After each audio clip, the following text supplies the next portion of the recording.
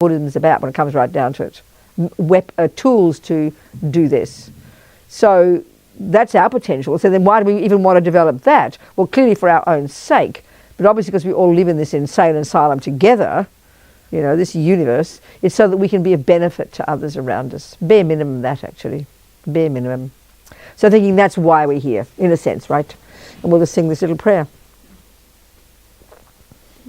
Sangye charang soke chognam la jangcho baru dagni kyab suchi dagi chönyen gipe sonam ki drola penche sangye drupa shog sangye charang soke chognam la jangcho baru dagni kyab suchi dagi chönyen gipe sonam ki drola penche sangye drupa shog sangye charang soke chognam la jangcho baru dagni kyab suchi dagi chönyen gipe sonam ki drola penche sangye drupa shog.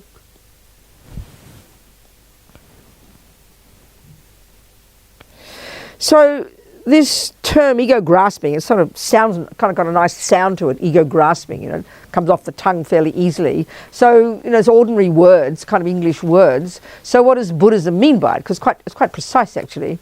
Well, you know, in Buddhism, really, I could say but really the mind, the way mind works, the mind is really Buddha's expertise. And that's not kidding, actually. And that's maybe a bit of a surprise because we tend to think, when we think the word spiritual, we don't tend to think of usually the word mind, you know. But the Buddha doesn't use a word like spirit or soul. No question, no thought like that. He only really talks about the mind. But he's got this I would say radically different views about what the mind is and how it works. And we're certainly going to touch on it tonight, but we're going to for sure go into it in more depth in the weekend, you know. It's not kidding to say that the mind is Buddha's expertise, you know. But like I mentioned, radically different in many ways from our normal view of the word mind. And when we say that word in our modern culture, we would point here. Because why? Because we point to the brain. So for us, virtually the word mind, isn't it, is synonymous with the word brain. But again, not for the Buddha. Quite different. So then what does he mean by the mind? If he doesn't use a word called spirit, he uses the word mind, but he doesn't think it's the brain. I mean, that's, you know, what is it? Well, he's referring actually to the same as what we mean, the cognitive process, all our thoughts, our feelings, our emotions, unconscious, subconscious, instinct, intuition, this entire spectrum of our inner being.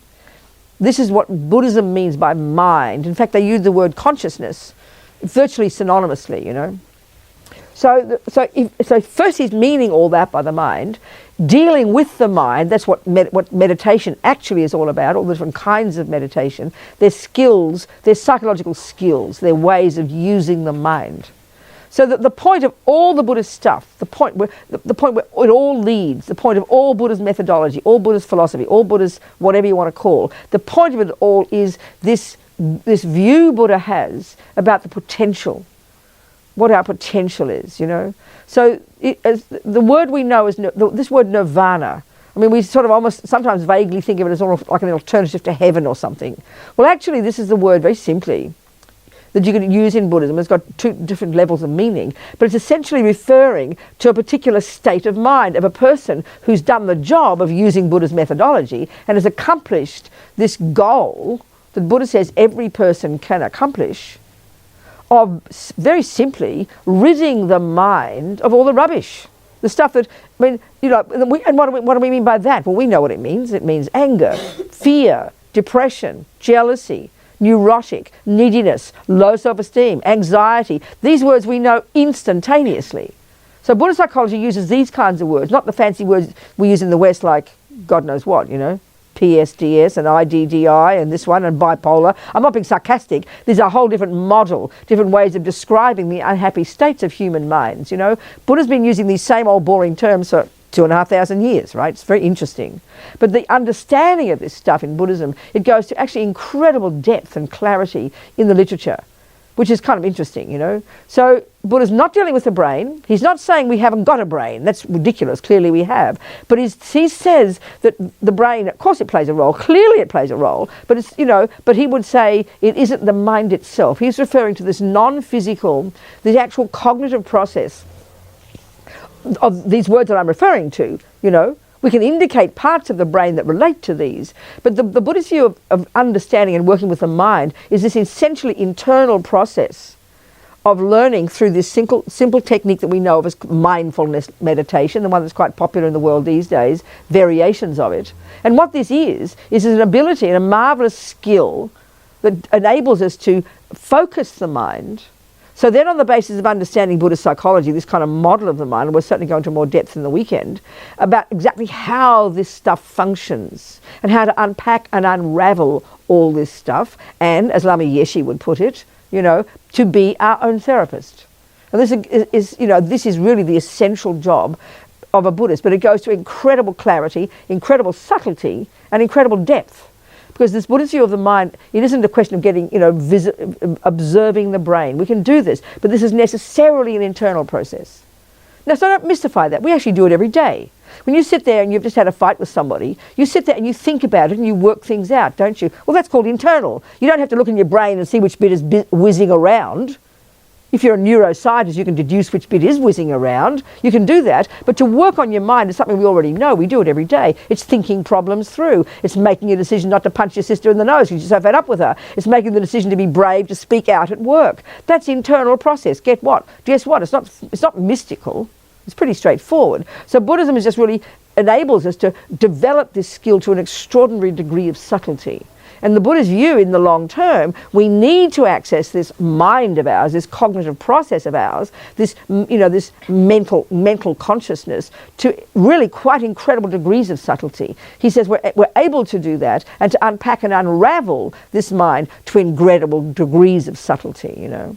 So in that sense, this is quite a unique approach, unique to the Buddhist approach. So as you kind of maybe vaguely know, Mr. Buddha lived a couple of thousand years ago, 2,500 years ago.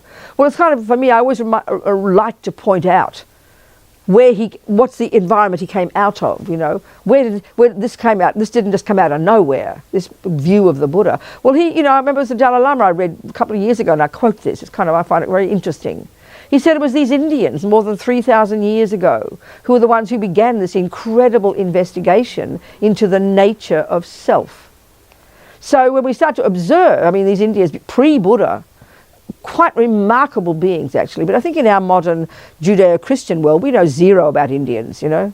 Zero about this extraordinary culture that did exist, this remarkable ethical, sophisticated thinkers, these amazing beings. They're the ones who actually created this technique that we broadly know these days as mindfulness meditation, this remarkable skill that enables us to get extraordinary levels of concentration, which I'm indicating, that enable us to go to these subtler levels of our mind, which quite frankly, we don't even posit as existing in our materialist view.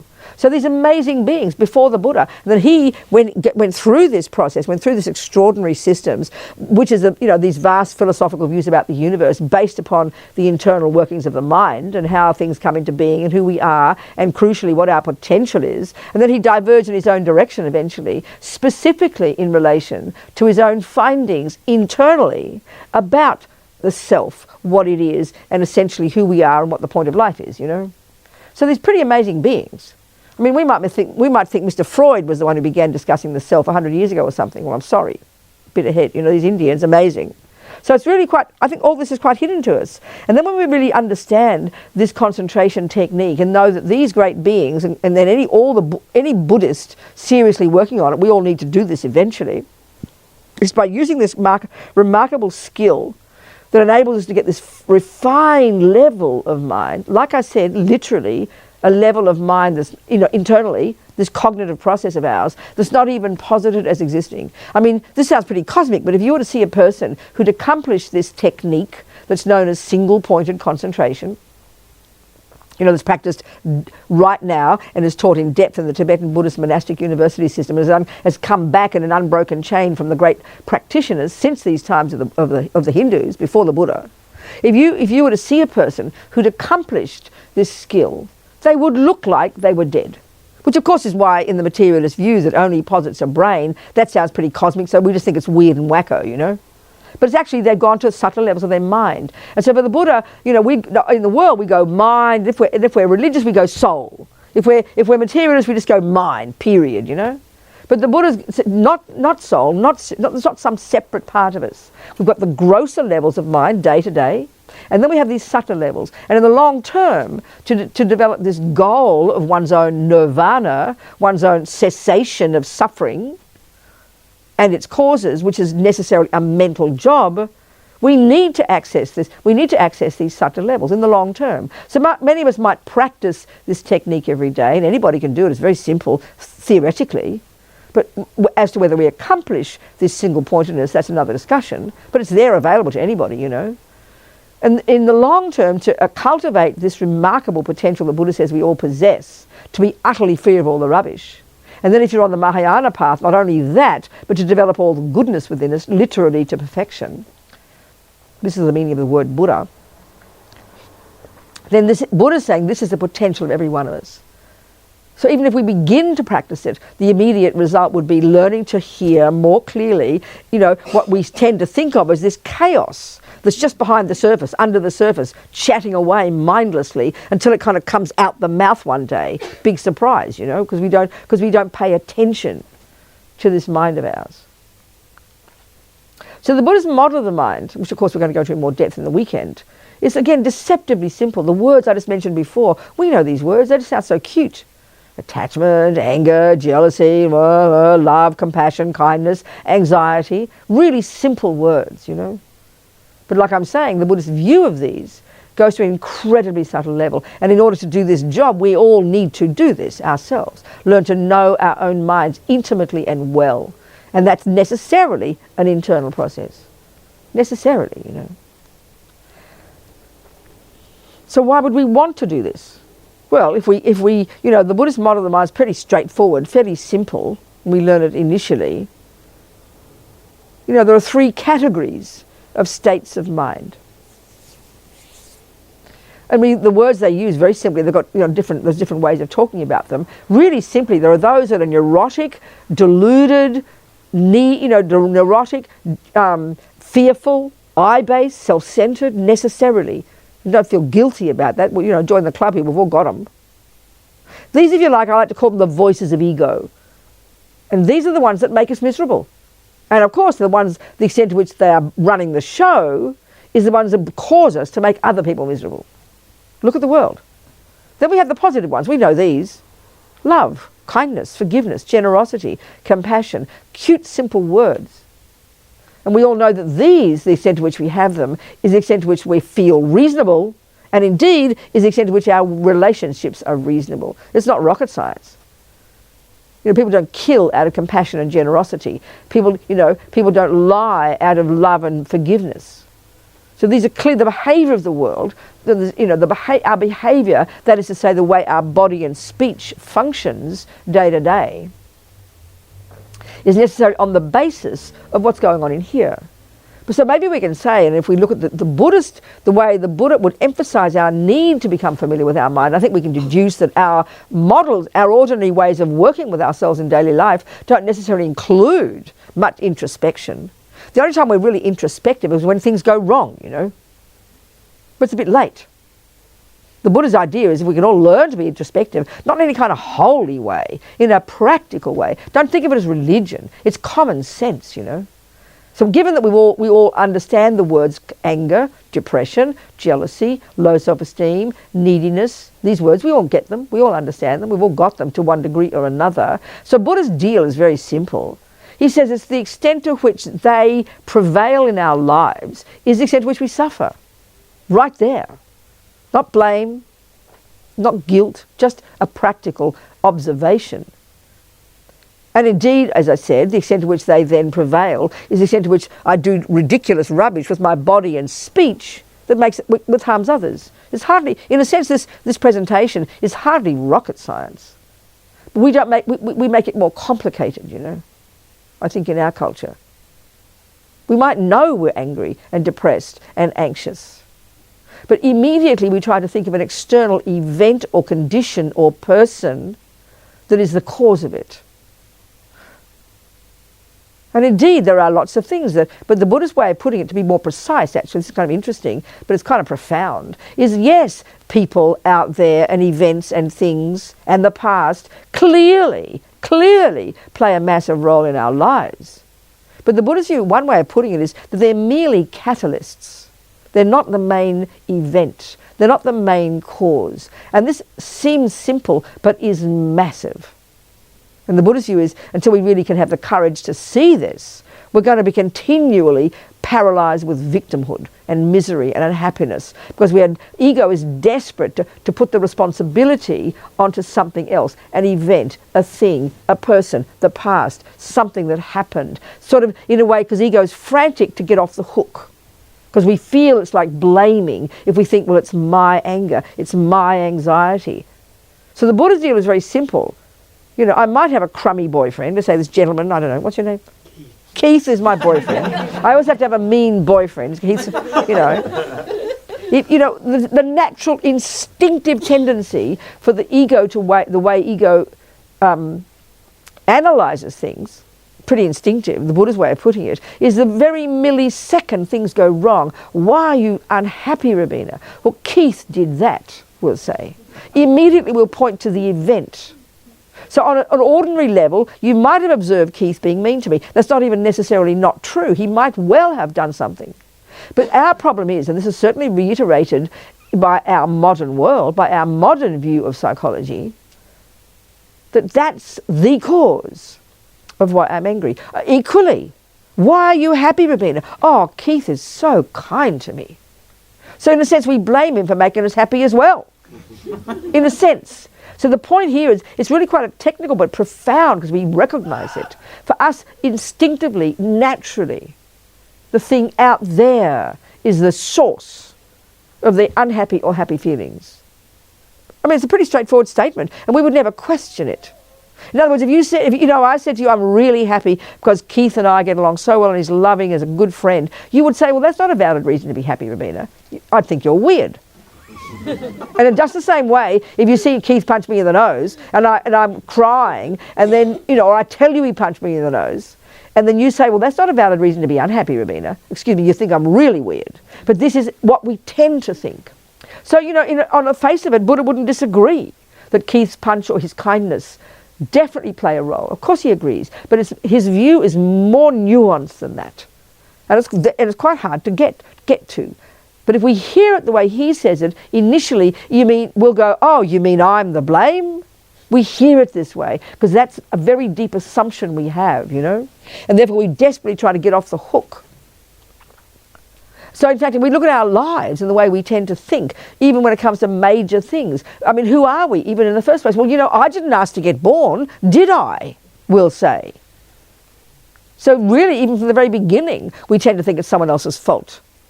So of course, if you're a Christian, you don't blame God, unless you're an Italian. I have heard Italians are the rudest people when it comes to blaming God. They're very happy to blame God. I met Lama Yeshe one time, was in a hospital in Italy, visiting one of his monk friends, a Tibetan, and in the ward, right? And the Italian boys were translating the terrible things that people, or the Italian men were saying about God, because things are going wrong. Like God's a pig, for a start. I mean, I was a Catholic, I would never criticise God, And they got even worse names for God's mother. Of course, the women always get the blame, don't they? I mean, she was a whore, and God knows what else, Our Lady, isn't it? Madonna. So, but we all know in the materialist view, we love to blame mummy. We love to blame the mother. So that's just the person out there. So we so assume this philosophy, if you like, that we're the handiwork of external events. And again, the Buddha wouldn't disagree that my mother and father played a role, but they would not say they're the main cause. Of course, this gets us to the bigger picture, and we'll certainly go into this in the weekend, which is in Buddhist philosophy, the whole, even how we got into this world. This is the business of karma and all this stuff. Maybe not tonight, we won't discuss that. But even forget about that one. Actually, the whole approach in Buddhism, and don't think of it as religious and holy and spiritual and all of that business. It's very practical, actually. So the key point first that Buddha's making about these neurotic states of mind that we think are totally normal in our culture, and all our models of the mind would assert them as being totally normal. And I think so normal What we mean by that is you'd be abnormal if you didn't have them. And this is really pointing to this radical point that Buddha's making, is that indeed we can get rid of them. That's his key finding. That's what he means by nirvana. That this stuff is not at the core of our being. And this is the result of the long-term work on this mind of ours. The removal from our mind of this stuff. Now that's a pretty insane statement. And so to really get that without just hearing it as some religious idea, it means we have to know what he means by this stuff. So for anybody who's half a serious Buddhist, you don't just walk around being mindful and cross your fingers and hope everything works. You've got to unpack and unravel this stuff inside us, and get to really comprehend why and how it is that we can not just lessen the neuroses, therefore lessen our own suffering, therefore grow our own goodness, but actually eventually rid the mind utterly of them. I mean, that's a pretty shocking statement, actually. But this is what Buddha's saying. That's his main finding. It's the goal of all Buddhist practice, quite frankly. So taking this on board, not as any sort of wholly religious belief, it's a practical issue for the Buddha. So forget the bigger picture, let's say, of the Buddhist view of reincarnation and karma, which is massive in Buddhist philosophy, and, forget all that one. This is not a question of believing. It's a practical issue, and the simple point that Buddha's making is that these states of mind are in their nature neurotic, fearful, I-based, distorted, causes to become very constricted, to become very, out of touch with reality, and to suffer terribly right now, and then on the basis of behaving according to these unhappy states of mind, creating all the dramas around us, or joining in with everybody else creating all the dramas, So the simple point is that he's saying, you want to be less neurotic? Do you want to have a balanced state of mind? Life? Would you like to have reasonable relationships? Would you like to be brave enough in the face of all the dramas of the world, and not go completely crazy and lose the plot? Would you like that? And we'd say, yes, thank you. He says, well, I have some methods for you. Work on your mind. Because you can lessen anger and lessen attachment and lessen jealousy and all this business, this stuff. That's really all he is saying. But to a degree of subtlety, like I said, but forget that even. So therefore, it's not a religious issue, it's a practical one. And this is why I like always to use examples of my friends in prison. I worked for 15 years, began like more than 20 years ago, this non-profit in America and Australia mostly functioning, called Liberation Prison Project. It began with a young Mexican guy, Arturo, wrote a letter to Mandala magazine when I was editing it in California in '95.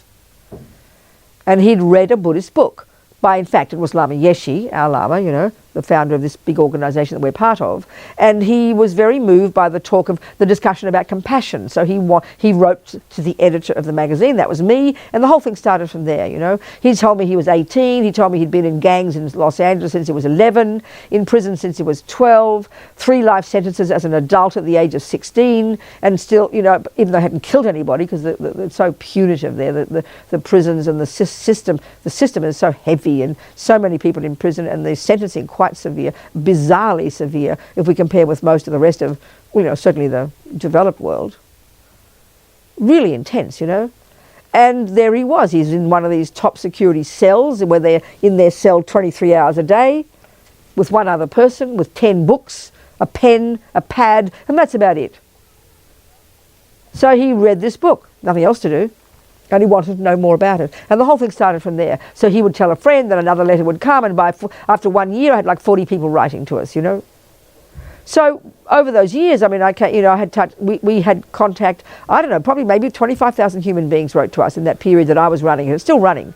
It's now, I handed it over 7-8 years ago to a colleague in Australia who still runs the project. And essentially the project is we receive letters from prisoners, and then we kind of give them to a mentor, and then we send books, and indeed visiting is in part of it, But for me it was the most intensely powerful experience, because dealing with human beings in a fairly dire situation where you have virtually no freedom, to do most things. Therefore not the luxury of going onto a website and opening something and reading a book, things that we so take for granted, something really simple. No possibility of this. So then these people with intensely long sentences, and of course the ones who wrote to us weren't the psychopaths. I mean, the world is full of very suffering people. Prison, well, excuse me, lots of psychopaths are out of prison too. This we know, suffering, crazy human beings. But those who chose to write to us, it wasn't we going into the prisons, it was they writing, and then we responded to demand. You know what I know, and also what I notice is so interesting in every country, that somehow, this is just the way the world is, isn't it? That, you know, the majority of human beings in prisons are the working class, the poor. No luxury to get money, to get lawyers, you know. I mean, the United States has 5% of the world population, but it's got 25% of the prison population, meaning a quarter of all humans who live on this planet, who live in prisons, live in the United States. And they have 50% of all lawyers, I read somewhere. So that was the part of the feeling that was so intense, actually. People who've got nothing and nobody, live in nightmarish lives, come out of the gang environment, poverty environment, the street, no education. Most, honestly, really, it's extraordinary, you know. And so then for me, what was so moving, and I'm trying to make them all sound like saints, but this is the point I'm getting at, where you literally can't change anything. You can't open those doors. You can't get better food. You can't order it in. You can't get the roommate you've got to move out. You're living in these miniature cells, so small sometimes you've got to walk sideways between the bunk and the wall. Living, some of them 23 hours a day in these environments, these top security places, where the noise, I mean, I didn't think of this until they told me, but the noise is like, one of them said, it's like being at a rock concert all day. Another one, more simply, it's like being in bedlam all day. So try and conceive of that, you know.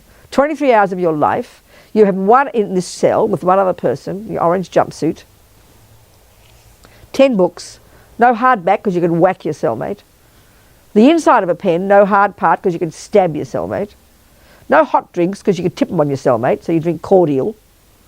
The food you can't believe, I mean, disgusting. And they live in this environment, and there's thousands of them in this one prison. It's common in the whole of California and now common across the country, and in many other countries, of course, too. So I'd suggest that's a pretty intense environment to have to live in. And that, I think, we could definitely label suffering. You can be almost forgiven for blaming that environment for thinking you're suffering. Ordinary world, it's true. Unbelievable. But what I'm so moved by, and have been and was, and still the people I know, who are using these tools that they ask for, and so we sent the books and talk, and they have, through mentors, write letters and have conversations. They take it seriously, you know. I'm just so impressed by that. Meaning, when you can't change anything, you can't make the people different, you can't get the sounds to calm down, you can't, so it's enough normally for us to really go out of our brains, and we would think justifiably. But they know and that they can change their minds. So there's always one example I use, and I mean, this is such an extreme one, but it's a kind of a powerful example, you know, and this is a variation of this, is my friends in prison, you know.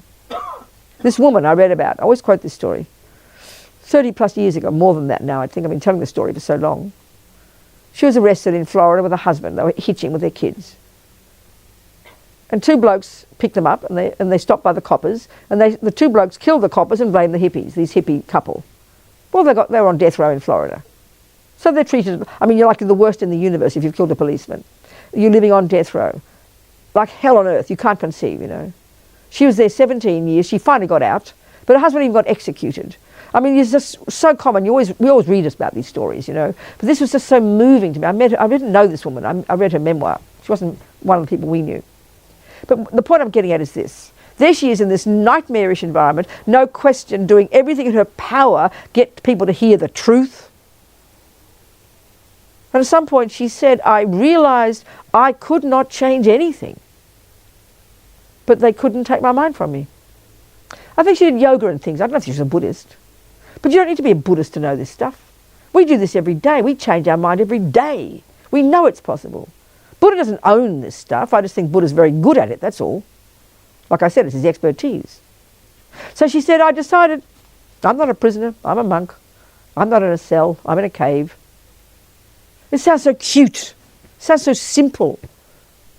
But this is all, this statement, you couldn't wish for better. That's a summary, that's the essence of what Buddha's saying. Hey guys, if you can, there's a saying in Buddhism, if you can change something, please change it.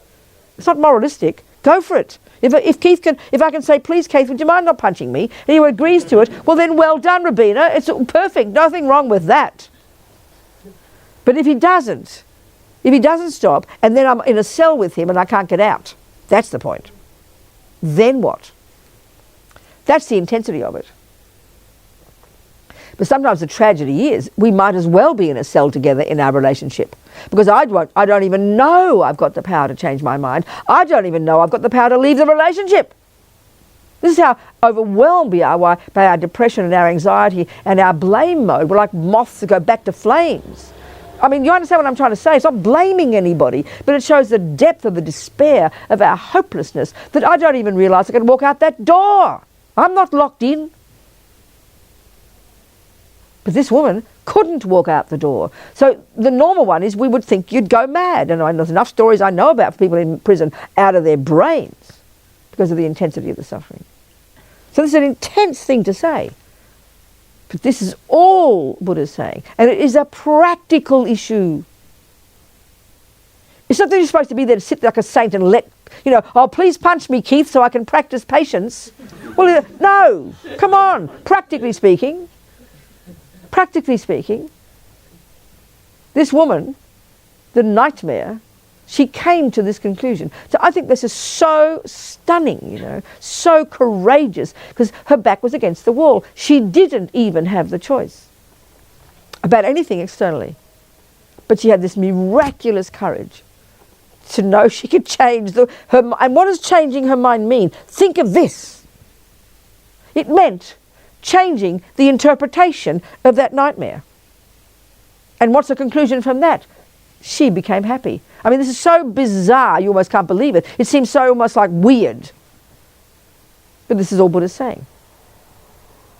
And if we really know that our main job is to change the way we see things, be intelligent. If the relationship is not working, if the boss is horrible at work, and you can learn to change your mind because you need the job, but maybe you can't see another option, then stay at the job and be brave and change your mind about it. But if you really can leave the job, very intelligent, please leave the job. But this is the tragedy. We often think we can't leave. Oh, I can't leave. Oh, I'll get criticised. Oh, it's no good. I've got no security, or whatever the view is. And then the tragedy is we don't also know we can change our minds, so we live in hell. I stayed back with Keith until the day I died, living in utter misery. I mean, really, excuse me, look at the world. I'm not being mean. Look at the world. Look at ourselves and our hopelessness and our fears and almost an addiction to blame. It's almost like our right to blame. It's almost we have a right to be a victim. We have a right to go crazy. I'm allowed to be angry. I'm allowed to feel crazy. We think like that. It's like saying you're allowed to stab yourself. Well, you are. But that's rather silly, isn't it? That's much better. Thank God. Oh, thank you very much. Very intelligent. Are we communicating, people? But it's sort of too intense, isn't it? The theory is so simple. This is not complicated theory. But we're overwhelmed by these dramas inside us that go if and but and but and but and but. So it's actually an intensely difficult job to do. Not because technically it's not easy. It's easy to say, oh, that's all right, Keith. It's easy to say, it's okay, I'll forgive Keith, the poor guy, he can't help it, and brush the blood off and keep going. That sounds easy. Technically it is. But the obstacles to doing that, if let's say I can't leave Keith, let's say I'm in prison with him, the obstacles to doing it aren't external, they're internal. We don't think we can, we don't think we should, we don't think it's right. What do you mean I should change, he should change? And then the worst tragedy is, I think, is that we know that the anger and the jealousy is so unbearable. We know being criticised at work and people treating us unfairly is just so painful, or the pain that comes from that is painful. But we actually don't think we can change our mind. We think we are stuck with it. That's the nightmare. And then if we do hear we can change our mind. We think someone's blaming us. Why should I change? It's not my fault, it's Keith's fault, we will say. So it's kind of the obstacles to our even hearing this piece of advice. And then, of course, if the world is such a suffering place, which it is, and people do terrible things to each other, and they do, look at the world, look at the nightmare, look at the terrorism, look at the tortures, look at the violent relationships, look at the war zones. There's no question that people do unbelievable things. So then as soon as we hear the Buddha says you can change your mind, then we think we're supposed to put up with wars and violence and just accept. That's not being said either. That's bizarre to say that. There's two wings of the bird, Buddha says, and I love this phrase, it covers everything in Buddhist practice anyway. A bird needs two wings, wisdom and compassion. Well, you could say the end result of doing this Buddhist job, the job that Buddha says we can do, is that you'd be an astonishingly empathetic, compassionate person, brave and courageous and able to help others to an incredible degree, but not magical and change the whole world. That we can't do. We can see. But you'd have this remarkable ability to be of benefit to others in whatever area of our life. But the Buddha's view is compassion is not enough. You've got to have wisdom.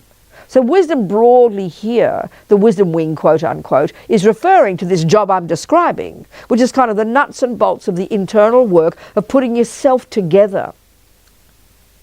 So let's just say Keith has got some problems. Poor old Keith. Let's say he's an alcoholic, okay? Poor old Keith. I'm so sorry, Keith. Let's say he's an alcoholic. Now we all know an alcoholic is a person who's suffering a lot. We know that. That's pretty evident.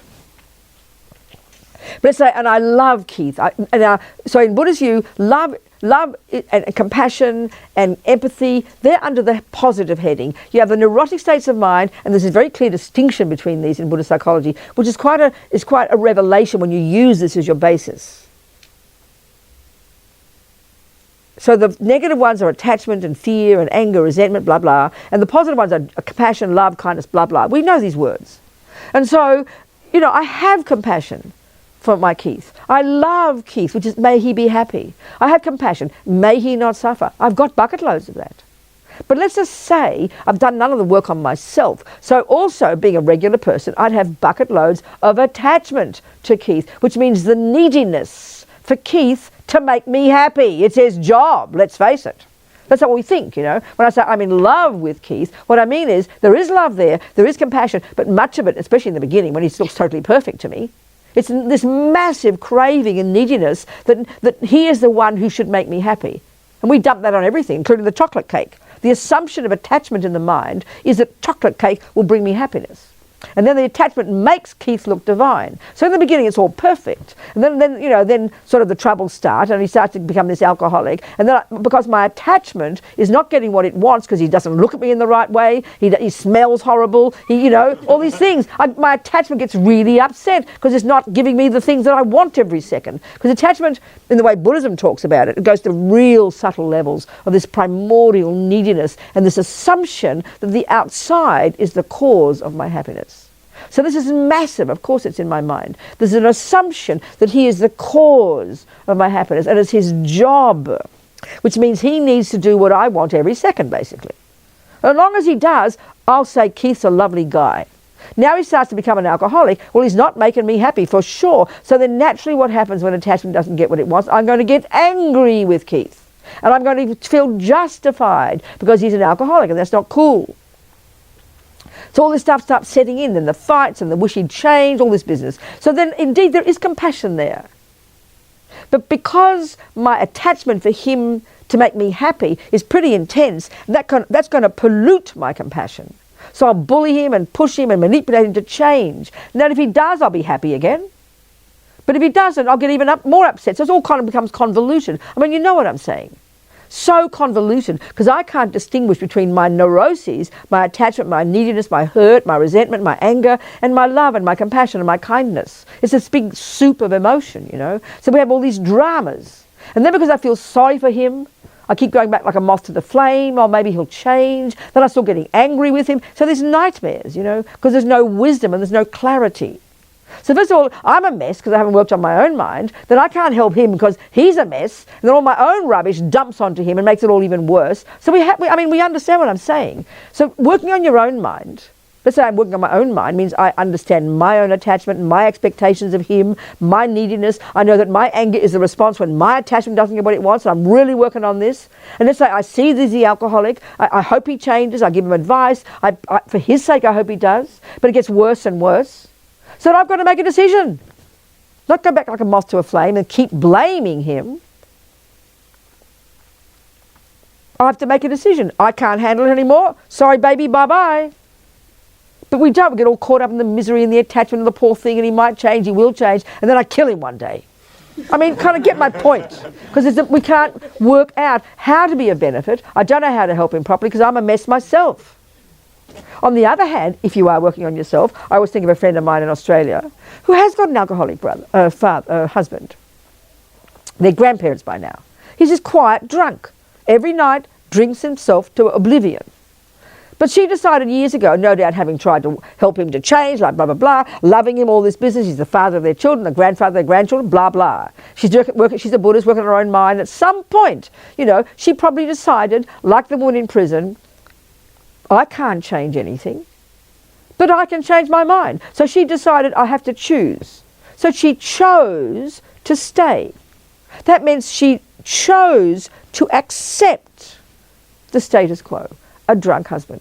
She didn't think, well, I'll put up with him. No, she decided to love him for who he was, appreciate his good qualities, and like the woman in prison, see the good things there. She had no choice. She in fact had a choice, but she chose to change her mind. So she chose to see the best in this husband, to accept his failings, know he's harming himself, and thus she's a happy human being. The relationship is fine. Now that takes courage, I'm afraid. Because attachment can't stand an alcoholic husband, drinking and falling into his beer every night. But the thing is, it's a practical issue. This is not moralistic.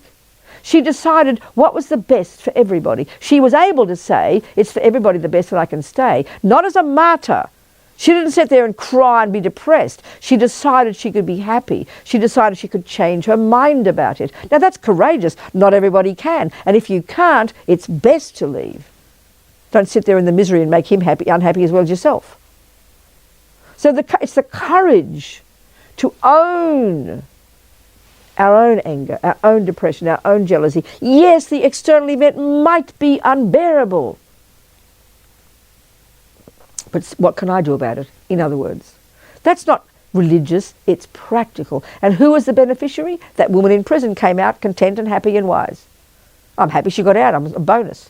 Then interestingly, I read about it years later. I read all these newspapers. I like reading newspapers. It's kind of grist for the mill. It's all human beings, isn't it, right?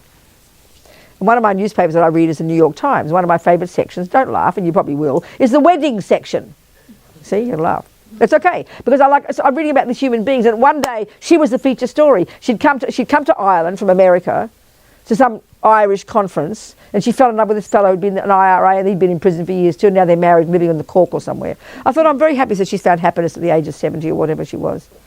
I was happy for her. That was the ending. But you're getting the point I'm making. So don't hear it as holy. That's my big point here. Don't hear it as, I've got to be holy, I've got to be mindful, I've got to suffer, I've got to put up with misery. No, it's just pathetic to think this way. All Buddha has found from his own experience is we have the potential to change our thoughts. I'm sorry, it's as simple and as difficult as that, And who would be the beneficiary? First and foremost, you, baby. Then the bonus is, I can also be kind to Keith. Do you understand? And put up with his alcoholism or not, as the case may be. So it's so practical. But it is probably the hardest job we'll ever do, because we have a bunch of other stories and philosophies in our head that say, why should I? It's his fault. What do you mean? I can't. And it's not just intellectual, it's deeply experiential, deeply habitual, that we have these other tendencies. We have these ancient habitual viewpoints. This is what these delusions are. They're these series of stories in our head that are very deeply ingrained, So it's the hardest job we'll ever do. And forget about waiting until you're on death row when you're innocent. Forget about dealing with your drunken husband after years of struggle.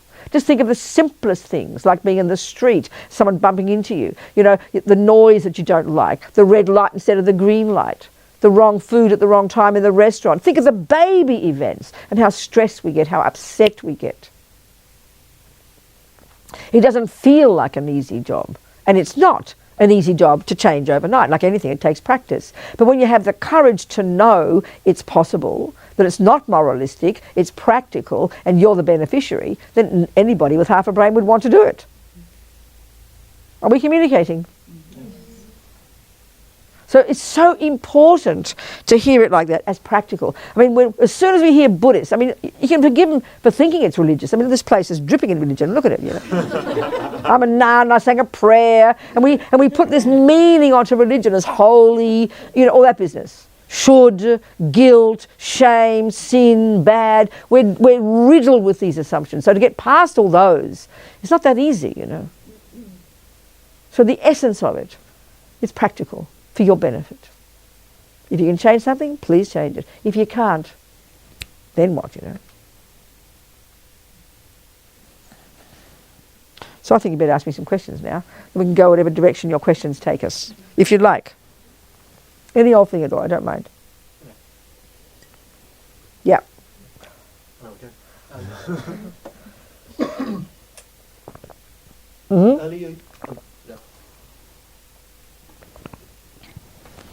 Earlier you mentioned that single-pointed concentration is very important for... I'm sorry, I have to cough. I'm so sorry. Single-pointed concentration is, this central technique that the Hindus taught that would enable them to plumb the depths of their mind to discover all this stuff, which the Buddha then used. Yeah. In the long term, we need it. Yeah. Yeah. Are there any places where Western students can go to learn this? I would suggest most Buddhist centres would teach it. Long term to actually achieve it? No, that's you doing it, darling. Mm-hmm. Mm-hmm. You don't need a Buddhist centre for that. You need you with determination and effort and environments to go to. Yeah. Plenty all around the world now. Lots of Westerners right this second are in long-term retreat accomplishing this goal. Okay. Yep. Okay. Where? Well, you look up on us. He'll give you a list. Look up online. But that you wouldn't just go out of the blue. You first have to start finding a place where you can learn it. You've got to find your own lineage, where you belong in this tradition, what practice you need best. Find the right teachers, and then from there the places will come. You don't just go to a place where they teach it to you. You teach it. They teach it in the different Buddhist centres, and then eventually you would find a place where they do the practice. We can go to practice it, but that doesn't have to be in a group. That can be certainly on your own somewhere. And there are certainly various prerequisites, or various things that would qualify a place as being an ideal place to go and do it, and that's all in the teachings. It's all there expressed, you know. Okay. Do you know of any Western Dharma students who achieved single-pointed concentration? Well, they probably don't tell you because that's arrogance. You wouldn't talk about. You wouldn't describe. You wouldn't talk about. You wouldn't talk about your realizations. So I think necessarily there are plenty. Yes, there are. But why just Western? As opposed to other people? Because I've heard some Tibetans say that Westerners can't. Excuse me, who is your source for that piece of extraordinary information? You say some Tibetans. Where'd you read that? You have to read names and places. Yeah. You can't just say that loosely. You've got to have a real source for that. I spoke to Rinpoche, who visited here last year, and he Which Rinpoche? Who? What did he say? He said that he hasn't known any Western students get past level 4 of the... Well, that doesn't mean it hasn't happened. That means he hasn't met them. No, and I've heard stories of other people get to higher stages of those 9 stages. So I wanted to know your opinion about that. But it's not a question of opinion; it's a question of what's real. So what's your question? My sense is that some Tibetan teachers don't think that Western students... Who cares?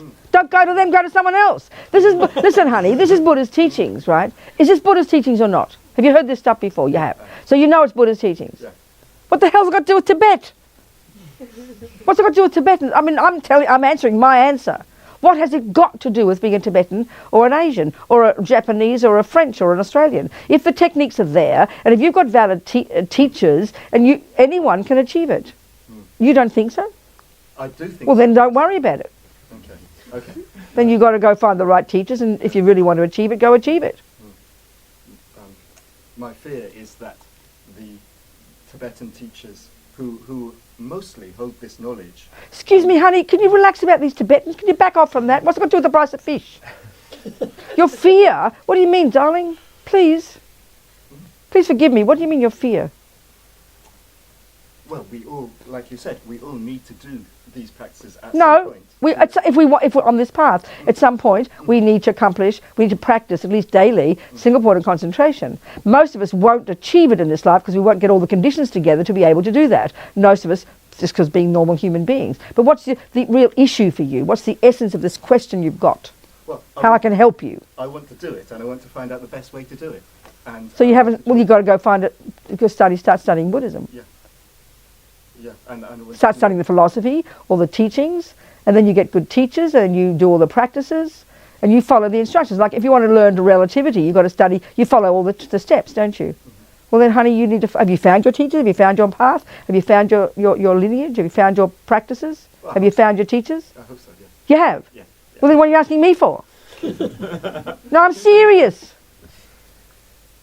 It seems to be essential, and it seems to be an element of practice which is overlooked because By it's whom? so difficult. By whom? Who are you talking about? Generally in Buddhism. I don't know what you're talking. I know where your Buddhism comes from, but it's not the Buddhism I've been hearing. Okay. So you think there's lots of people who have achieved single point of concentration, and there are... Honey, excuse me, I'm a bit confused. You're asking me about 17 different questions, and I answer one, you ask me another one. I do not know anybody because no one will talk about it. I know many people in retreat, serious retreat for many years with valid teachers who are valid practitioners. So I can be confident there must be people who have got the right teachings in the right places are doing all this job. Surely that's enough to inspire you to go do it yourself. Yeah. Well, then I wish you well. All right? Good. Anybody else like to be spoken at like that?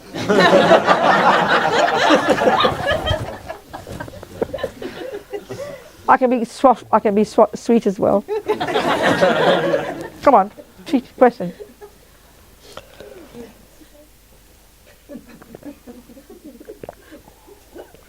Don't be nervous. Please ask me a question. Yes, go on. I'm quite new not really new, but... Oh, you're new, don't. We're all new. Don't worry about it. Come on. So the end goal is to become... What, darling? The end goal is to become like Buddha, enlightened. Well, the end goal, but don't hold your breath. That's quite... using this... the long-term goal from the Buddhist point of view is quite a few lifetimes to go. So the end goal... You've got to know... It's good to know the end goal, but then what's your question based on that? So at that point, you don't have any sense of self.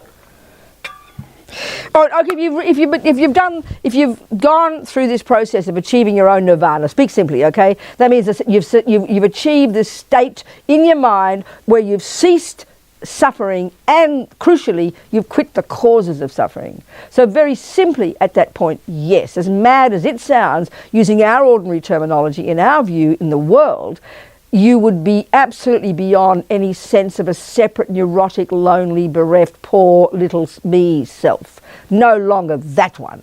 In a sense, you could say your sense of self is as vast as is as big as everybody else because it encompasses everybody else. There's an immense sense of how you'd be would be immensely clear. No longer neurotic and separate and lonely and depressed. Those words would not occur for you. You would not have attachment. You would not be angry. You would not have jealousy. They'd gone utterly and completely. You'd have extraordinary empathy, extraordinary wisdom, extraordinary kindness, speaking in real simple terms. Yes, absolutely. That is what Buddha's saying, which already is weird for our world. I mean, if one of you is a therapist and I say, would you please give me methods to get rid of all anger, all separateness, all ego, all fear, all jealousy, all the time, and have infinite love and infinite kindness all the time for all beings, and I'm speaking here precisely as Buddha would, you would be seriously worried about me and give me many pills to calm me down. Because quite literally, this is not how we talk in our psychological models in the West, isn't it? So we can't hear it properly. It seems so bizarre, and that's why I put it into the realm of religious, because it just seems too weird. But that's literally what Buddha's saying. Yes, exactly. Huh? What? So it kind of seems... Sounds good. Well, I mean, it's very interesting to know, 2,500 years ago, indeed, this person has come up with this and said this is what he's found from his own experience, so it's kind of encouraging that someone even states that, and that we've all got the potential to accomplish it. Wow, that's pretty tasty. I'm happy to spend a bit of time with that person and see if his views are reasonable. Do you understand? Take these views as my hypothesis, which is what I like to say, my working hypothesis, Yeah, absolutely. What else, people? But even forget that long-term one, even just it seems to me to take from that, like I'm just saying, that we can, even the fact that we can change and become less neurotic, forget about no neurotic. We have the possibility, by seeing things differently, which is what changing your mind means, to be less neurotic, more happy, more wise, no matter what. That's pretty tasty even in itself. Forget the end result. Do you know what I'm saying? And that's the key point the Buddha's making. And that's why all these days, like these, these last 30 plus years, these amazing conversations between the Dalai Lama and all his mob and the scientists, the best brains in the West, and this organisation called Mind and Life. You'll see their website. These conferences they've been working with, and all this stuff's been published. And so neuroscience is the whole finding in neuroscience now, that we're not stuck with the brain we're born with. The fact of neuroplasticity is much of those findings are coming out of these experiments on the brains of meditators. And it's very encouraging that now, because if we're materialists and only think of the brain, to know that we can verify even some of the things that Buddha's been saying. If we can't get what he's saying from his side, it's good to know that we can sort of, okay, wow, we're not stuck with the brain we're born with. That's pretty radical. And that's coming out of, people merely thinking about compassion. The evidence is their brain changes. That's pretty encouraging. I mean, if we're into the brain, I don't know anything about the brain. And I've got a left side and a right side. But don't ask me more. Are you seeing what I'm saying? So that's even encouraging. But the point is, you see, it sounds very easy, but we've got to look at what are the obstacles? What is it? Why is it that we're not all achieving it? Because everything in our being believes the opposite.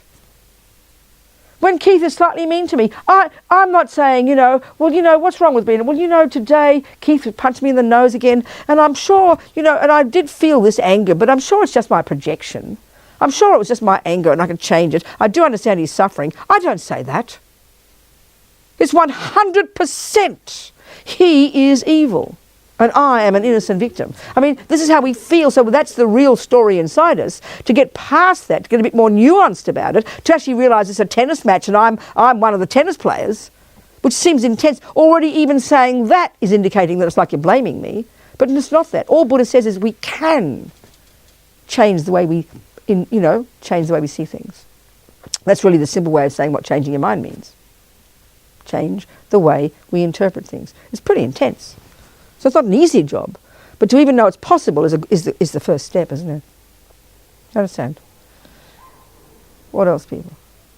Anything at all. Do you think as humans we're just inherently flawed? You say, and I'm absolutely loving what you're saying about it being practical. Yes, that's right. My sort of logical way of thinking. We don't ask to be born, and therefore we feel that fear straight away. Yeah, well, okay. The Buddha's view, just stating the Buddha's view, he would say, right now, a normal person like you and me, is caught up in this stuff. So we can see this is, and because he would say it's very habitual, very instinctive in us. We all know the more instinctive something is within us, the more we sort of think it's true. So if I've been, since a little girl, let's say anger for me was a very strong habit. So my mother didn't have to teach me to be angry. It just came there right away. It was spontaneous. Okay, Buddhism has got all these explanations of how come I came into this life program with anger, and that's the business of karma, and that's where it gets a bit more esoteric for us, but there's ways of describing all that fairly reasonably. But let's just say we know as a kid, in my case, anger was pretty instinctive. So when something's instinctive, it's like you perfected it, hasn't it? If you can play Bach perfectly, and I don't know anything about playing piano in the past and all those years of practice, I think you're a pretty amazing guy. Oh, wow, look at that. And so you know yourself when you can do it easily. That's what we mean by instinctive. You can play it like with your eyes closed, chatting away to somebody. That's because we know because you've practiced it. So as soon as something's instinctive, it feels natural and easy. So even whether we don't buy into the karmic business, don't worry about that, we'll go into the weekend. But if you see in your own life, you come into this, we're programmed with our tendency to be jealous. We run to it. No, nobody teaches that little girl to be jealous. You don't teach that little boy to be angry. Or equally, like a friend of mine, she was telling me about when she was taking the lice out of her 3-year-old's head. 3. He was crying with compassion for the lice. So for him, compassion was instinctive. Now that's kind of interesting. So instinctive, we've got all these habits, And the Buddha would say if we look into our minds, we can see pretty much what they are. So in a sense, yes, inherently they're all there. But because we assume they're instinctive, therefore we assume they're normal, therefore I can't change. So naturally, we who've created these models of the mind over the last 200, several hundred years since Christianity and Judaism, because we see everybody around us is like that, then we take it as a truth, that it's a given, that it's normal. But the Buddha's gone more radically and said if you go more deep, you'll see that you can change them. But that's quite subtle, what he's found. But so yes, the answer to your question is join the human race. We all are naturally, to one degree or another, angry or jealous or depressed. But it's not ingrained in us, is all he's saying. And that's not necessarily evident to us. Do you understand what I'm saying? There's a lot of things I said, but so that means looking at carefully, because it doesn't seem natural. It doesn't seem evident that anger can be changed. And this is getting us to actually a whole different discussion, which we're certainly going to go into more depth in the weekend. The character of these states of mind, and that's where Buddhist psychology is kind of fascinating. And this is coming from the investigations internally of these great Indians, and then of course Buddha and all the Buddhists since, investigating the cognitive process itself, utilizing this concentration technique, and then unraveling your own cognitive process. So it's really quite sophisticated the way Buddhists described these states of mind called anger, jealousy, or even love and compassion. That at the level we function at now, we're all conceptual. But we will talk about emotions. Emotions are what are massive for us, feelings. But the Buddha's view, very simply, once we've learned to develop this concentration, when then we get more subtly, more deeply into our own mind, we're going to recognize that what is underpinning the emotional component, which is the superficial level with the body involved, the tears, the heart beating, of the anger or the love or the compassion, when the physical component is there, once we get to use meditation more skillfully, then we're going to hear the conceptual stories deeper beneath, much more instinctively, that we don't pay attention to because we can't even hear them, that underpin those emotions in our daily life. And that's the real skill, where we have to unpack and unravel, go beyond the emotional component internally, and get to hear these conceptual stories, these scripts in our head basically, that inform our emotions. Can you hear that? So in other words, that little boy, forget the karmic reasons, but that would be the Buddhist reason, but forget that, let's just look at the fact. There he was, 3 years old, lice in his own head, and he's crying with compassion for these little creatures. So that's emotion. Tears were coming, he was crying, speaking out loud. That's emotion. That's physical, right? But where did all that come from? The thoughts. The words he spoke were the expression of those feelings. Mummy, don't hurt them. It's their home. He had this empathy for these little living beings in his own head. I mean, that's kind of intense, isn't it? So that's thoughts. So anger, when I'm screaming and yelling at my brother and punching him in the nose, let's say, well, I didn't punch, but I would shout. What am I shouting? It looks like an emotion. My body's working, the heart is beating, the words are shouting, the tears are coming. But what are the words? Just hear the words. How dare you do that to me? I hate you. You are the cause of all my suffering. That's a series of thoughts, is it not? But the body, because I've practiced those thoughts, then out comes the emotional feeling. That little boy must have had ingrained in him the thoughts of compassion, which he'd perfected, and then the expression was spontaneous when it was triggered. So in the end, all the feelings we have at that level, at the physical level, we have to go deeper into the cognitive process and get more subtly into our own mind to hear the stories, which are conceptual stories, but very subtle conceptual. And we don't go to that level normally. Can you hear that, people? So it's, again, very intense, but very practical. And that's where we really can begin to realize that we can learn to change these kind of responses to the world, with much intense hard work. They're not set in stone. That's why we need concentration, as he said. We need the long term for the Buddha. We can't do this job to any degree of real depth until we've got this marvelous state of concentration. This practical skill these amazing Indians came up with, It's a highly interesting, highly developed psychological skill. It's remarkable. And just alone, the benefits from just getting that are pretty incredible. But the Buddhist approach is that's the first step. You kind of hone this laser-like level of focus so that you can do the real job of unpacking and unraveling what seems to be the chaos in here, so we can start to make sense of it all and then reconfigure the way we see the world. It's a massive job, actually.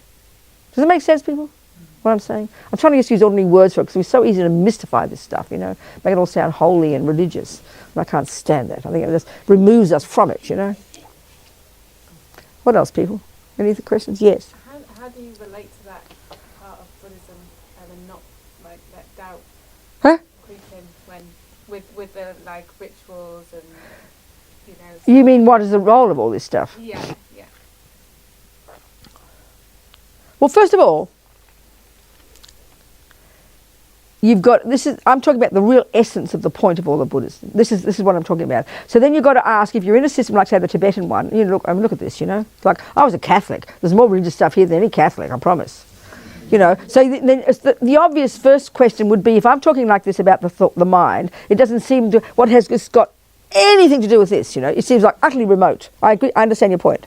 So then we've got to ask. Then if there is any relevance to this, let's say the Tibetan tradition, if there is any relevance, okay, if this is a valid system and Buddhism is talking about changing your mind, then there ought to be relevance to this stuff. If there isn't any relevance, it's superstition, isn't it? Which means tear them up and chuck them in the bin, please, and hand them right back to these idiot Tibetans, if there's no relevance.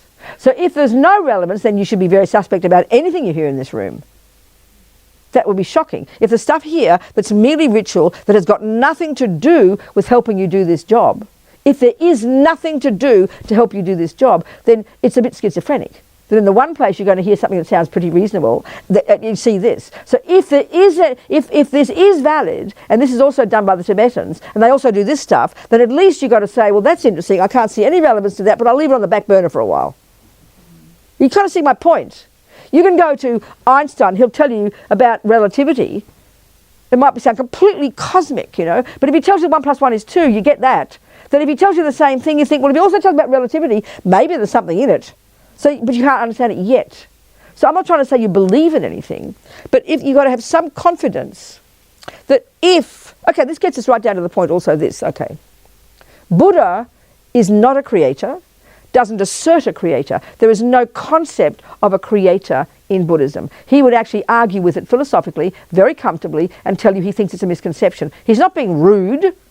He's simply telling you his own findings from his own direct experience. That's the point about the Buddha. He's this dude who came out of that tradition, that marvelous system of philosophy and thinking and whatever, and came to his own conclusions from his own experience, his direct observations. So that's what a Buddha is. So that means whether you like what he says or not, it isn't a question of it being revelation. Normally for us, religion is revelation, it's from on high. Therefore, necessarily, it's belief, because you're not supposed to work out what God's saying. That's very rude, isn't it? You've got to have faith in God. If he's the boss and he created me and the universe and the laws, who am I to stick my nose in his business and try and work him out? That's not my job. My job is to have faith. I'm not complaining about that, but that ain't the Buddhist approach. Buddha's a regular guy who became a Buddha. That means, if that's true, then everything's come from his experience, his observation. Like Einstein has come to the conclusion that relativity, whatever. Not because it was revelation. He's not asking us to believe it. He's not speculating. He says, this is what I have observed to be true. So, if that's so, then that means you can follow the same methodology and come to the same conclusion, doesn't it? Same with Buddha. So then you go to Tibet, you go to Japan, you go to all these different countries where Buddhism is developed, and they're going to have all these other things, right? These other things, a different way of presenting it all. So you go to Tibet, you go to the Tibetan system, here we are, Tibetan tradition. Then this is also teaching Buddha's teachings, and they would say there are different levels of Buddha's teachings. And so that if, like I'm saying, right back to it, if it is coming from Buddha's teachings, and if it is all Buddha's teachings, not just some extra bit that someone's added on, then it has to be coming from someone's experience. And if it's that, you can't see it immediately. If I hear Einstein for the first time, I haven't got a clue what he's saying. I don't say I believe in it. I don't say I don't believe in it. But I leave it there until I'm ready when I get through grade 1, grade 2 and start study. And then you're going to find out for yourself if it's true or not. So this is the only way you can handle it in a massive system with masses of information, you know. So the bottom line would be, as Tsongkhapa, our 14th century lineage Lama, says, there is no contradiction he says all the teachings, that's the term they use for the philosophical views, all the teachings are to be taken as sound advice, because there is no contradiction between scripture and practice. Well, that for me is saying every word in a cookbook can necessarily be practiced. It's advice. Would you agree that recipes are advice? Isn't it? And there's no contradiction between any of the recipes and the cake. That would be valid for a cookbook, and that should be for a cookbook, isn't it? Well, they're saying the same for Buddha's teachings. And if it isn't valid, if having one of those Buddhas, saying one of those mantras, visualizing one of those Buddhas, doing one of those water bowls, doing one of those things, doing a prostration, wearing these peculiar 14th century things, having a bald head, which is all external, if it isn't part of the system that enables you to finally get the job of becoming a Buddha, then it is a load of garbage. It's superstition, and this is absolutely irresponsible and shocking. But it's for you to find out, baby. Do you understand what I'm trying to say? That's the approach to it. So one step at a time, you know. And as the Dalai Lama says, if we decide from our own choice to buy into and use Buddha's methodology as our system for life, then you take it one step at a time. You check carefully, you decide this, that, and you take it, you leave the relativity till later, it's way back in the future, is on, isn't it? And you go one step at a time. And you're ticking the boxes as you go along, aren't you? You're verifying and experiencing it for yourself. And if you get to a certain point and you prove it's wrong, which you must, if it is either right or wrong, then you must reject Buddha. Very simple. So that's the approach to it, not just a belief one. Just because it looks weird and esoteric, I'm going to believe in it. That's superstition. But I like to say it's my working hypothesis. And then I leave it until I'm ready. One step at a time, you know. And all I can tell you is so far so good, I'm enjoying myself. Do you understand? For me, that attitude is so important, because we fall into the religious trap of belief. It's cheap and easy to believe. It's easy. It's intellectual laziness. That's just how I believe. So it's, you can't understand all at once. You can't get Einstein all at once. You just can't, and we know that. So it's one step at a time. But you've got to have confidence you're moving in the right direction, not wasting your life, you know. Do you understand? Does that make sense? Yeah, what's your point? Yes. It's a little bit linked, actually. Yeah. I'm really with you on this, what you've talked about tonight, this practical approach, this philosophical approach, Yes. what the Buddhist teaching. Can I ask you, the prayer at the beginning, Yes. how does that, for you, fit into? Totally. It's a technique to help my mind. So I understand your question. It's perfect. So then straight away, because it's called a prayer, we have a certain assumption of what a prayer is, and then because I sang it, and it was musical, and it sounded nice, it's really just a dramatic way of making a statement in my mind. So what I said was, what I'm basically saying is, I'm sitting down to my class, and I'm saying to myself, I'm sitting down to my book, my Buddhist book, my mathematics study. Let's say my medical studies. That sounds more like helping people. And I sit down to study my medical thing, I open the book, and I say to myself, why am I reading this book? Well, Robina, because I want to become a doctor. Why do you want to become a doctor, Robina? So I can help lots of people. That's my motivation. Well, I just sang that. So I told myself why I wanted to do this class, because I wanted to decide that I'm going to do this class, talk about these words, listen to this, and we tried to share in that one. Why are we all doing this together? Because I want to take some tools from this to see if it can help me develop my marvellous potential so I can help others. It's stating my purpose, that's all. It's stating a purpose. It's called setting my motivation. But it sounds holy because it sang a nice prayer and I put my hands like this.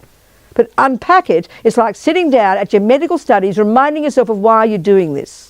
So I can become a doctor, and that's your motivation for studying, isn't it? And then why do you want to become a doctor? Because you want to help people. That becomes your motivation for studying medicine. Do you agree with that? Well, you wouldn't sing it as a prayer, you wouldn't have your hands like this, and you wouldn't do it with a tune, would you? That's the meaning.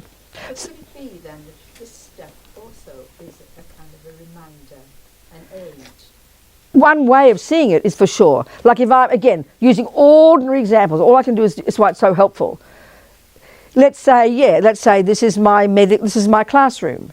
Oh no, let's say we might have pictures of we might have pictures of Einstein, mightn't we? If you're really inspired by physics, you're going to have a picture of Einstein. Yes, it reminds you, wow, I'm trying to become like that. Okay, it's more formal and more structured, and there's more stuff about it, but it is a reminder, a powerful one, because we're creatures of form and shape, but the point is also these are representing certain practices that one would do that are the same as what I just said. They're techniques I'm using to help me eventually get this goal of becoming the doctor so I can benefit others, becoming the Buddha so I can benefit others. It's just a formal way of doing it. And of course it's culture as well. So it looks esoteric just because it's Tibetan, you know. This is basically psychology actually, but it's kind of surprising to say that. You know, and the framing is Tibetan, so it's culture.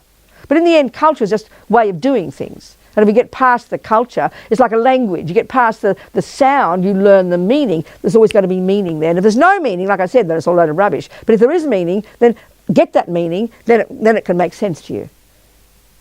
Do you understand? Are we communicating, people? And it's important to spell it out like this. Otherwise we just go, oh yeah, religion, Tibetan, blah, blah, you know. Oh, I can't stand it. Do you understand? What else, people? And the point is too, you can be a 1% Buddhist. You don't have to swallow the bloody lot, excuse me. You understand? Like I said to him, we've got to take our own style, our own path, our own place, our own teachers, our own... You know, some people can't stand this approach. They want to go back to the little Zen centre or want the Theravada. We've got a certain style. We have to know what we want, what works for us. We are the boss in this. And that's something we find very hard to think when it's religion, because we have this default assumption that someone else knows everything and I better be a good girl, you know. I like to say we're the boss, not Buddha. We make the choices. We decide. We are in charge. I can't stress that enough. Yeah.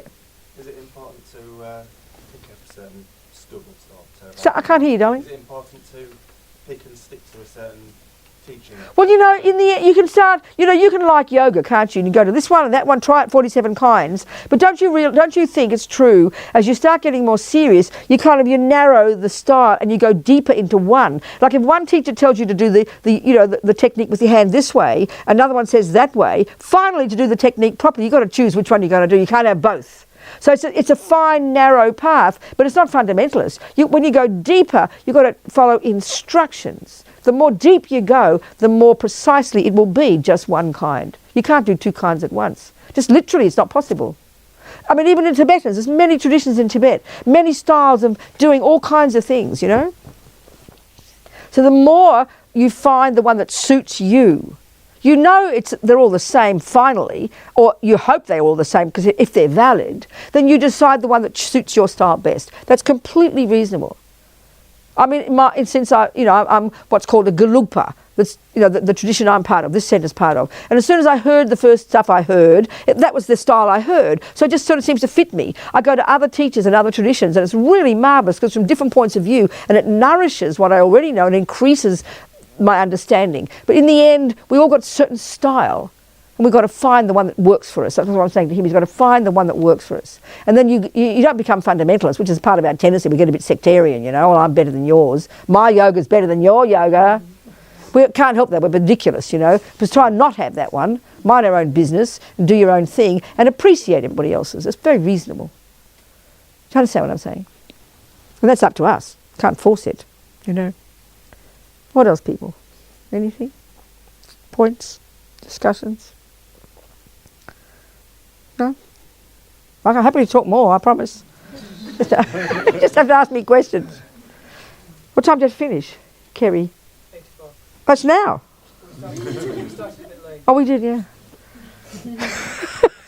Well, I mean, okay. All right. Okay. What to finish with then? Let's think. How do you know when you get grasping? What, sweetheart? How do you recognise when you... Oh, darling, no, it's a really tricky one, you know. It's really difficult, only because, you see, if we take this very distinct approach that Buddha takes in describing these different states of mind and dividing all these thousands, I mean, like there's a big soup of emotion in there, isn't there? A big soup of all kinds of feelings and thoughts. And the Buddha's view is, you know, they divide all these thousands of states of mind into three categories. There's no fourth category. So the first one, or first, whatever, doesn't matter, is all the neurotic ones, the ego ones, the needy ones, the I-based ones, the fear-based ones, and even those words are expressing what Buddha's view about them is. Then you've got the ones that are expansive and spacious and virtuous and reasonable and valid, that make us all happy and make us happy. They're called the good qualities, kindness, love, blah, you know. So that's easy enough, those words. So the third category, by the way, is kind of interesting. They're all, I like to call them the mechanics of our mind. And that's like concentration, good memory. We all need those. So whether you're a sniper or a meditator, you need very good concentration, don't you? You get my point now. So whenever you're a good person or a bad person, you've got to have all this mechanical stuff to make you function properly. So that's what they mean. They call those neutral, only insofar as they don't have the characteristic of being empathetic or being self-centered. So the negative ones are self-centered and neurotic, and the positive ones are empathetic and connected to others. So even that simple statement is quite a good guideline. So the good side, okay, but it's very tricky. So let's say I love Keith. And we say those words. And especially if I'm in love with Keith. Now we know, especially in the beginning of a relationship, when everything's perfect, and I'm not being sarcastic here. That can be with your boss. It can be with anything. In the beginning, it's always fresh and beautiful. So right there, what's happening is, if I look at the different states of mind, for us, when we say we're in love, the prevailing thing is an enormous feeling of joy and pleasure, isn't it? So we make it like one statement. But that's consisting of many different parts of our mind, all playing their own roles. So one of the crucial ones is this attachment. And we're going to go more depth. And that's the one that over-exaggerates Keith's deliciousness. Do you understand? Basically, you get my point. And that's coming deeply from a huge sense of lack. And I'm not trying to be depressing about it. A huge sense of I'm nothing and I'm needy. So I glom that neediness, that feeling of being a half a person, onto the cake or onto Keith. And then because my attachment gets so excited, now I've found happiness. So it grotesquely exaggerates his role, his beauty, and then really the fierce, dreadful part of attachment, which we don't notice because it makes it feel nice, is it's like this violent expectation that he had better make me happy from now to eternity. And so that's this neediness of expectations of neediness. That's attachment. But it comes along with the virtuous one of wanting him to be happy, of having empathy for him. That's called love and compassion. Now they're great. So as long as he does what my attachment wants, of course I want him to be happy. And of course I have compassion when he's suffering. But let's say we start to come together and we start to get bored, like relationship, it goes down a bit, and then he doesn't love me so much, and he gets mean, looks at other people, and my attachment won't get what it wants. I'll be so distressed, you know, and then I'll get angry. Now that attachment was always there, but I couldn't see it. But it's only when attachment doesn't get what it wants, then you see the attachment nakedly because you freak out. So even the simple example, you and I like chocolate cake, let's say. It looks like we just enjoy chocolate cake. So we go to the cafe, but let's see the response when carrot cake comes instead. You get my point now? So in your case, you might have been working on your mind, and when the carrot cake comes, you catch your mind, you know your expectation was, and that's part of attachment, you're expecting this delicious chocolate cake, you catch yourself, oh come on, whatever your name is, shut up, and you decide, it's fine, I can handle carrot cake. Then you'll be content, won't you? But let's say I haven't worked on my mind and I will get upset. How dare you give me, I want this, blah, blah, blah. That's anger. Well, that's the sign that I had attachment, but I didn't know it until it didn't get what it wanted. And that's the tricky part. So because the attachment is so normal feeling, we don't notice a problem until it gets thwarted. And that's the real sign of when you're really practicing. So Keith, everything's perfect as long as he's doing what my attachment wants. Being there on time, adoring me, and I'm not being mean about it. But when he starts being mean, naturally I'm going to freak out. So the more I expect him to make me happy, the more devastated I'll be when he doesn't make me happy. That's when anger and depression come in. But we don't notice it until it changes. So it's tricky to see the difference, is what I'm getting at. That's why you've got to know your mind well and unpack and unravel this stuff so you can see it coming and not wait for the carrot cake to come to discover you've got attachment to chocolate cake. You get my point? Can you see? It's quite nuanced, you know. You look puzzled. Are you sure you understand what I'm saying? I'm not fully understanding it. Oh, I'm so sorry. Oh, God, that was meant to try and explain it. I made it worse. Okay, have you ever had an experience? No, listen, wait. Have you ever had the experience of getting upset when you don't get what you want? Yeah. Oh, there you go. That's all I'm talking about. So before you didn't get what you wanted, you're driving on the road. You don't think you're driving. You don't think you're being all needy to get the green light, do you? You just think it's normal to want the green light, isn't it? Well, all Buddha's saying is this: if you get upset when the red light comes, that's because you were needy and expecting to get the green light. The difference between being needy and expecting to get the green light and simply wanting the green light because it's reasonable, there's a big difference between those two. But we don't know the difference between that. So the ego one is all the neediness and expectation. Can you hear that part? Well, okay, that's all I'm saying. It's hard to see when it's ego until it doesn't get what it wants. Well, there's loads of other things mixed in, so you're not... Masses of other stuff mixed in. And the real one too is because you don't pay attention. We just think we don't pay attention to what... We're paying attention to the traffic, but we're not paying attention to the responses. It's only when they explode out the mouth we go, oh, that's interesting, I got angry. But we're not paying attention. And that's all Buddha's saying, is we've got to learn to pay attention to this stuff, not in a cosmic way, in a practical way, and to learn to hear all the expectations, all the rubbish deeper down, and then learn to work with all this so we can become more in control in a reasonable way. Do you understand? Will that do? That's fine, yeah, thank you. Okay. What else, people? Yes, darling? Is it possible to be content if you are attached? Not absolute opposite. No. By definition, the Buddhist view of attachment is discontent, is dissatisfaction in its nature. Attachment is a cute word we use in our culture, but if we hear it in the more brutal way that Buddha's meaning it, and it goes to real subtle levels, it's more like a junkie. It's like junkie. Craving, expecting, needy, dissatisfied, what's missing, can't stand, so craving for something. We don't notice it like that, it sounds so intense, but that's what it is. So it's by definition the opposite to content. So then naturally the first level of attachment is the objects of the senses, the food, the sounds, the things, isn't it? And it's because it's so normal for us, we don't think it's a problem until you become a junkie. But in a sense, Buddha's saying, and a way of putting it, he says we're all junkies. It's just a question of degree and the object. So it's more scary in a way to hear that. It sounds a bit depressing initially. So we've all got normal levels of attachment, and we have normal levels of getting disappointed when we don't get what we want. We just think it's normal. You don't go to your therapist because you got the wrong cake. You understand? I'll go to the therapist when for the fifth boyfriend leaves me, you know. Then, do you understand?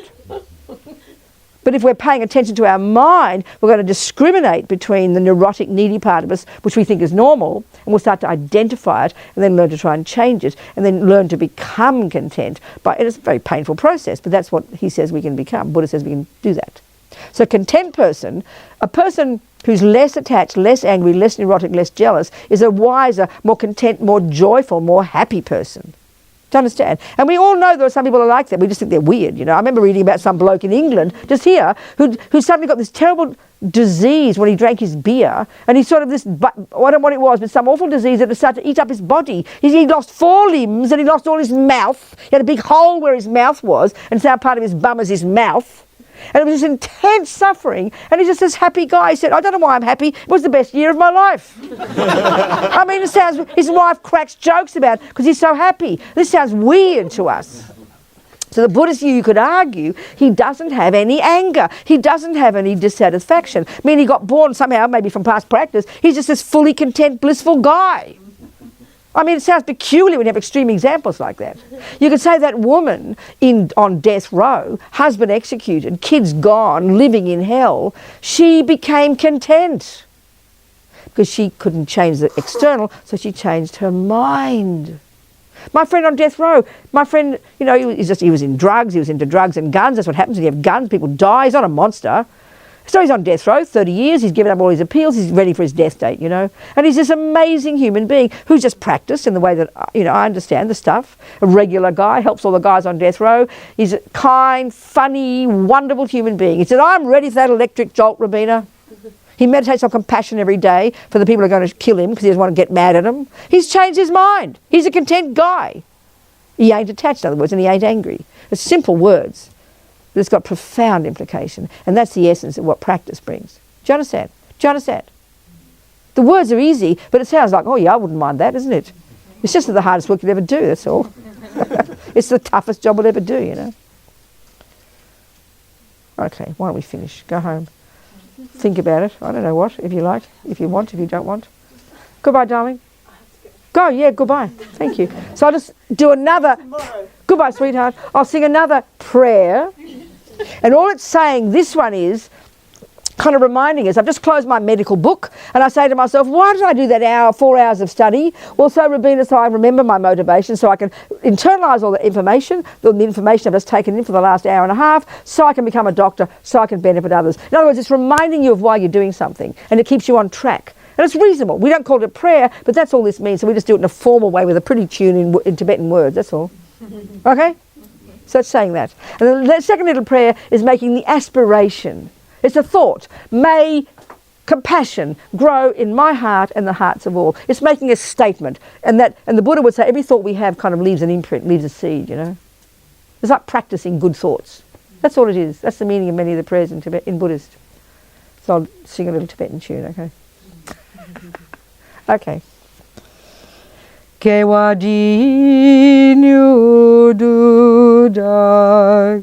lama sangye drubgyune drowa chikyang malupar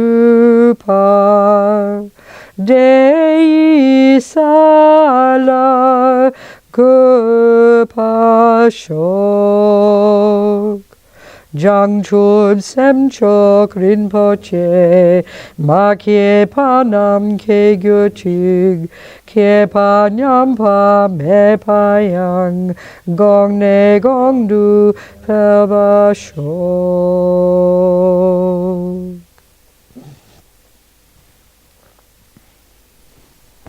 Okay, thank you.